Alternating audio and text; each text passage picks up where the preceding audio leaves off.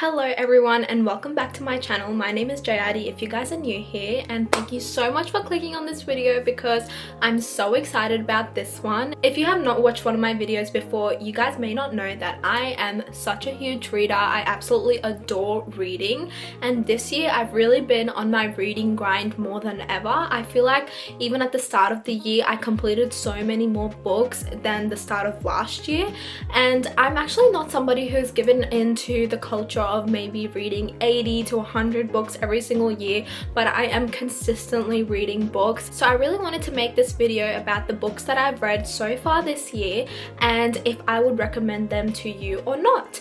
They're going to be very fast paced because there's quite a few books to go through, but I'm really excited to give you guys some good recommendations, maybe some potential books to avoid. I actually can't remember if I have read like any bad books this year necessarily, so I feel like most of the ones that I'm going to talk about is going to be stuff that I genuinely recommend to you guys, or maybe not, but let's see. Let's get into this video and then you guys can judge for yourself. If you're somebody who's a reader, you most likely know about this app Goodreads. Here is kind of what it looks like. This is my profile, but if you don't know about it and you love books, then I really recommend getting it because you can like create your TBR list there, you can create different shelves and you can sort them for yourself. You can rate books and you can look at other people's reviews as well to see if it's something that you would be interested in. And if you like a certain type of book, it also recommends like other books that other readers have enjoyed if they liked that book too. So I definitely recommend it as an app. It has been so helpful in my reading journey. I have been using Goodreads for a hot while now. I started using it when I was in high school and now I'm literally working full time. So definitely have come a long way with Goodreads. Let's get straight into this video and rank some books. The first book that I read this year is Nothing Like the Movies by Lynn Painter. It's actually the second book in a little duology by Lynn Painter. It's super duper interesting. If you guys like the movie The Duff, then I really recommend. And I rated this one a solid 4 out of 5 stars because I am genuinely obsessed with the couple in this book. I loved them in the first book and I loved them in the second book. I think like the hardships that they faced going from a high school romance to a uni romance was so realistic, and Lynn Painter just can do no wrong when she's writing young adult romance, so I definitely recommend. I wrote I'm always seated for anything Liz and Wes. They're just so high school and in between coded. If you guys know, you know those songs are by Gracie Abrams and Taylor Swift, and if you guys like the vibes of those songs, then you would eat this book up. Okay, next book, I really delved into my fantasy era this year, it looks like, and I read A Court of Thorns and Roses. Guys, I can't believe I was so late to the XIII trend. I had the book sitting in my shelf for so long, but I was so reluctant to pick it up because I didn't know if I would enjoy it. I feel like a lot of the romance books that I had been reading, I wasn't really resonating with that much, but oh my god, boy was I wrong about XIII. If you guys still have not given that series a chance, I 10 out of 10 recommend. I gave this one a 4.5 stars because it was honestly so amazing. I think some of the smut scenes were a little bit too cringy for me, but other than that, the story was so good. It was so well written. I feel like you really fall in love with your protagonist here. She's just such a beautiful character. She's so strong and you kind of like follow her through her times in hardship and see her go through like this whole transcendence into the Fae world. Okay, for this one I wrote, wow, this was a whole experience, a whole journey and a whole new world. Farah is such a strong and fierce protagonist. I loved her. The build up, the last few chapters, it was all so amazing. So curious to know what's going to happen with her and Rasan's undeniable chemistry because whoa. I feel like that is the perfect way to lead me into my third book that I read this year, and that is A Court of Mist and Fury. Guys, oh my god, if you think XIII is good and you haven't read the rest of the series yet, then I am telling you, you guys need to hop on it because I would say personally, maybe the second or third book is my favorite. Honestly, actually, I like all of them equally because all of them have such a unique plot to offer. The second book is when you see the actual romance start to build up, and honestly, that's not a spoiler. If you search up XIII, you will see that everywhere. Brissan is the one, and I really recommend. For this one, I gave it a 4.25 stars just because I feel like it was quite lengthy and it could have been shortened in quite a few parts, but such a good rating still, and I would totally recommend. I wrote for it, this story is insane. Living for Brissan and Farah, they're everything. Next up, it looks like I took a little break from my fantasy books and came back to Lynn Painter. Okay, I don't know why at the start of the year I was only sticking to 2 authors. Trust me guys, I do start to diversify because usually I read all kinds of different authors, but here it looks like I've fallen in love with 2 authors and really stuck with them. But I read Betting on You by Lynn Painter. This was actually a book club recommendation by one of the girls in my book club, and wow, what a recommendation, because it was actually for our Galentine's edition February book club, and this was just the perfect romance to read. It was quick, it was fast-paced, and it was another Lynn Painter young adult romance. I actually gave it a 4.75 stars.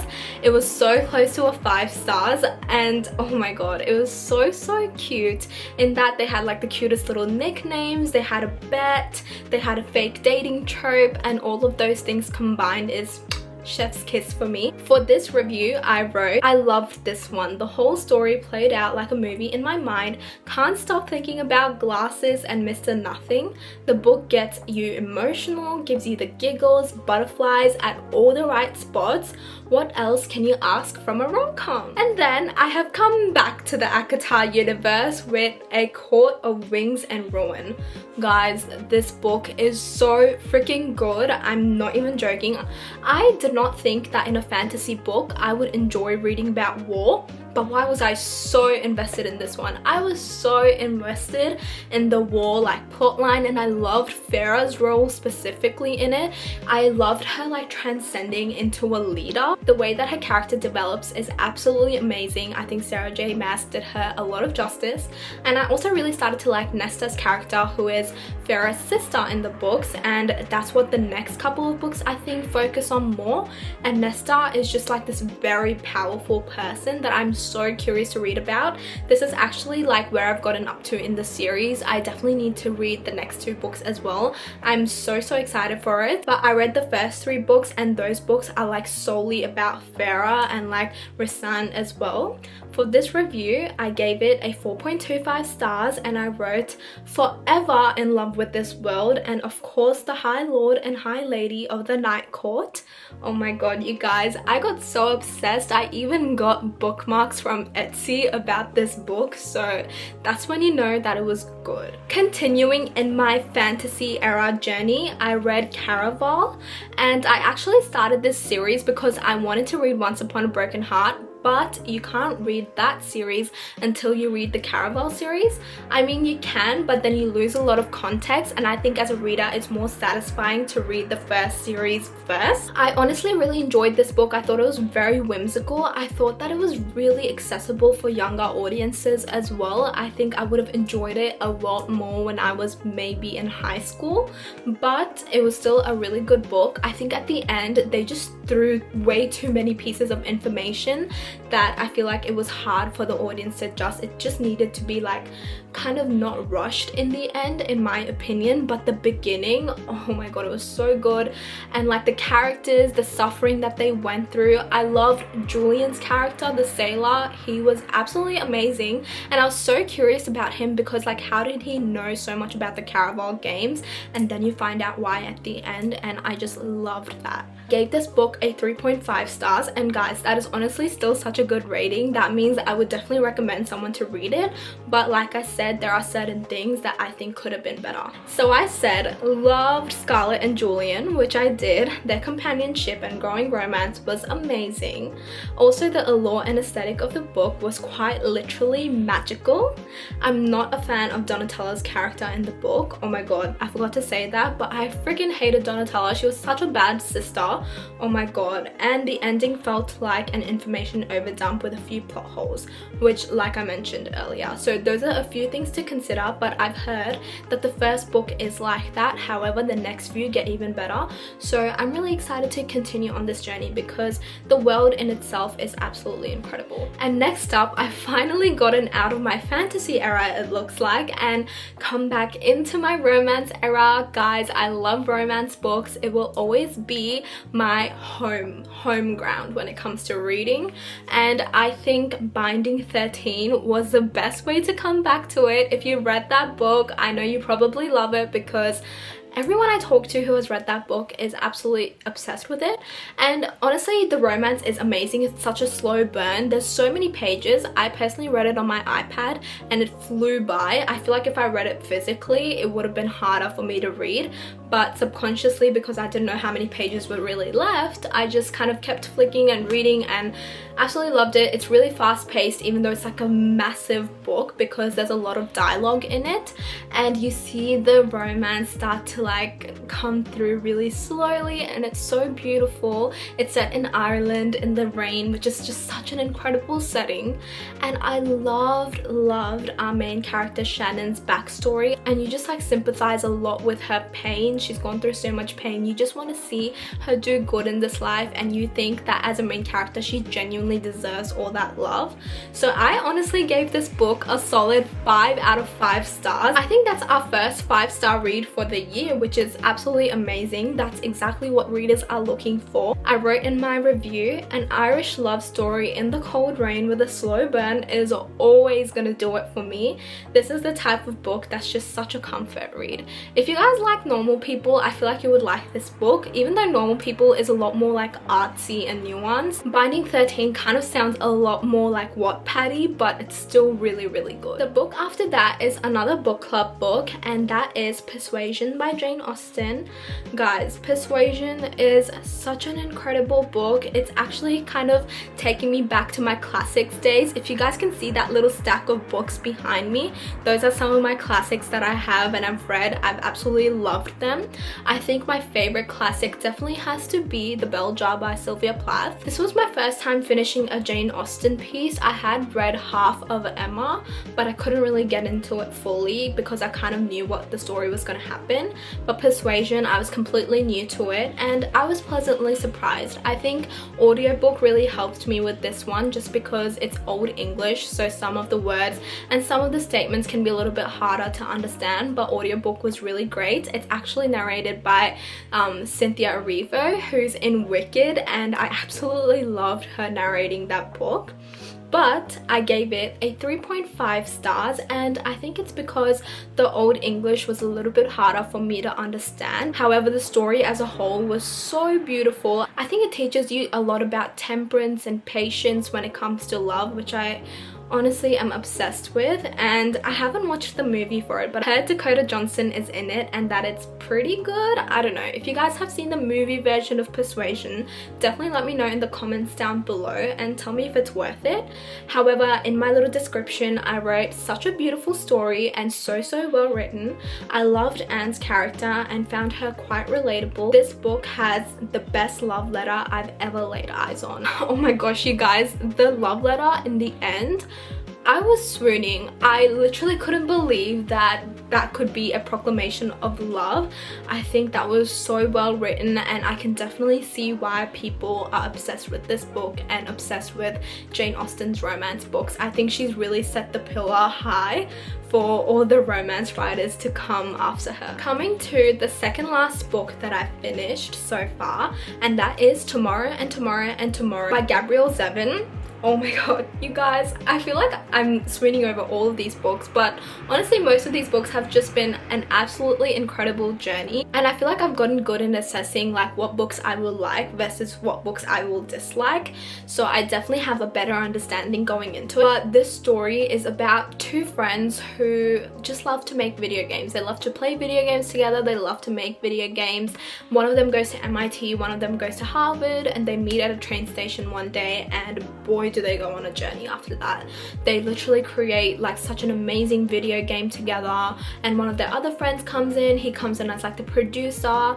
There's like a professor that the main girl has a relationship with, and he comes in and provides like his software. There's a lot of like working relations here, but also how working relations and personal relations intertwine can cause so many frictions as well. I love that this book is a love story, but it's completely not a love story at all. Like barely any love romance plot happens, and that's a fair warning before going into it, that this is a love story, but it is not a conventional love story by any means.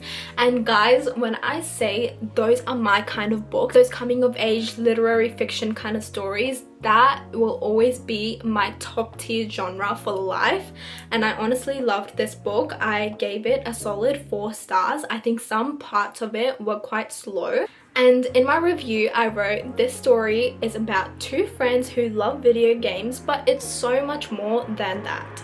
I cannot even put into words. A tragically beautiful book. I will be left pondering this, and I'm not joking.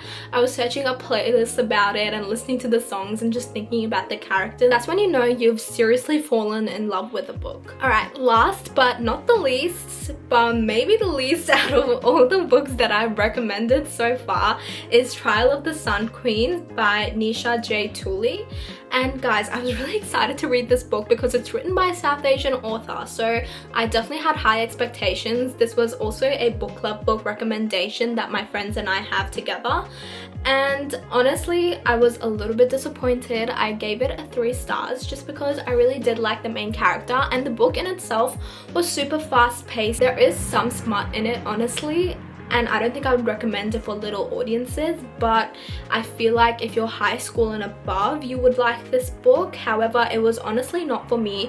A lot of it felt copied from like ACOTAR and Hunger Games without like any originality to it. I know that some people I know really liked it and they're reading the next few books, but I personally don't think I'll be continuing the series. I hate that it left at such a cliffhanger, because don't get me wrong, I love cliffhangers that are going to like excite me to pick up the next book, and honestly that kind of like helps you pick the next book even faster.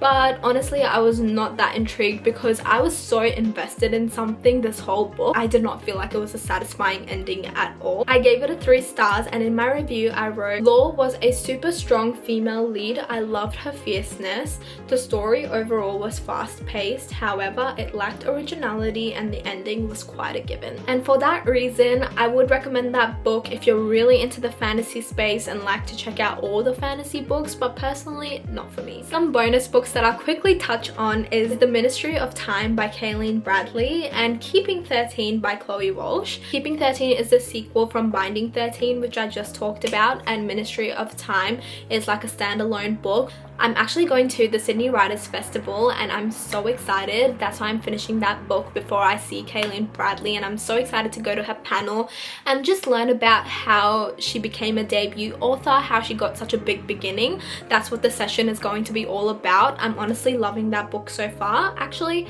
both of those books that I'm reading right now, I'm genuinely loving. I'll let you guys know my review when I finish them. Comment down below if you want to see more reviews from me, and I'm also going to vlog like my Sydney Writers Festival journey, so you might see my Ministry of Time review there, so make sure to subscribe right now if you want to keep up. But anyways guys, that brings me to the end of the video. Make sure to like and subscribe right now, like I said, if you want to stay connected with me, because we can build such a happy and fun community together. I love books, I love making vlogs, and I would just love to be your comfort creator. If you want to stay connected with me on other platforms, make sure to follow me on Instagram and TikTok as well. It's just Jayadi's camera roll everywhere. Other than that, I hope you guys have a beautiful rest of your week, and I will see you guys in the next video. Bye!